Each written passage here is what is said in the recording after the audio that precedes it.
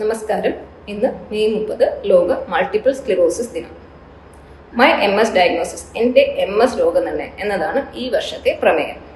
Navigating MS together, നമുക്ക് ഒന്നിച്ച് മുന്നേറാം എന്ന സന്ദേശമാണ് ഈ ക്യാമ്പയിൻ മുന്നോട്ട് വയ്ക്കുന്നത്. മൾട്ടിപ്പിൾ സ്ക്ലിറോസിസ് നമ്മുടെ കേന്ദ്ര നാഡീവ്യവസ്ഥയെ ബാധിക്കുന്ന ഒരു ഓട്ടോഇമ്യൂൺ അസുഖമാണ്. സാധാരണയായി ചെറുപ്പക്കാരെ 20-നും 40-നും ഇടയിൽ പ്രായമുള്ളവരിലാണ് MS ബാധിക്കുന്നത്.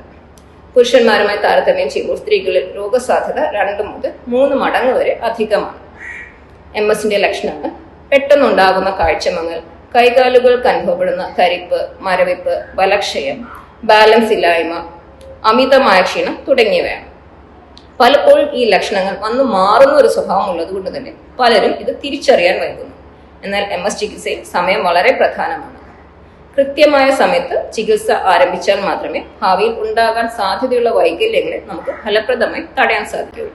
അതുകൊണ്ട് തന്നെ നിങ്ങളിലും നിങ്ങളുടെ പ്രിയപ്പെട്ടവരിലും ഈ രോഗലക്ഷണങ്ങൾ ഉണ്ടെങ്കിൽ എത്രയും പെട്ടെന്ന് ഒരു ന്യൂറോളജിസ്റ്റിന്റെ സഹായം തേടേണ്ടതാണ്. Kerala social security mission KSSM MS രോഗികൾക്കായി പ്രത്യേക ചികിത്സാ പദ്ധതി നടപ്പിലാക്കുന്നുണ്ട്. ഇതിന്റെ ആനുകൂല്യങ്ങൾ ലഭ്യമാകുന്നതിന് MS രോഗികൾ KSSM SID.org എന്ന പോർട്ടലിൽ രജിസ്റ്റർ ചെയ്യേണ്ടതാണ്. കോട്ടയം മെഡിക്കൽ കോളേജ് ഈ പദ്ധതിയുടെ നോഡൽ സെന്ററായി പ്രവർത്തിച്ചു വരുന്നു. കൂടാതെ തിരുവനന്തപുരത്ത് ശ്രീ ചിത്ര ഇൻസ്റ്റിറ്റ്യൂട്ടും കോഴിക്കോട് മെഡിക്കൽ കോളേജും മറ്റ് നോഡൽ സെന്ററുകളാണ്. പദ്ധതിയുടെ ആനുകൂല്യങ്ങളും വിദഗ്ധ ചികിത്സയും ഇവിടങ്ങളിൽ ലഭ്യമാണ്. ഇതുകൂടാതെ MS രോഗികൾക്ക് സ്വന്തം വീട്ടിൽ നിന്നും ജോലി സ്ഥലത്ത് നിന്നും കിട്ടേണ്ട പിന്തുണയും കരുതലും വളരെ പ്രധാനമാണ്. MS രോഗത്തെ ഭയപ്പെടാതെ കൃത്യമായ ചികിത്സയിലൂടെ പിന്തുണയിലൂടെ നമുക്ക് ഒന്നിച്ചു മുന്നേറാം. നന്ദി.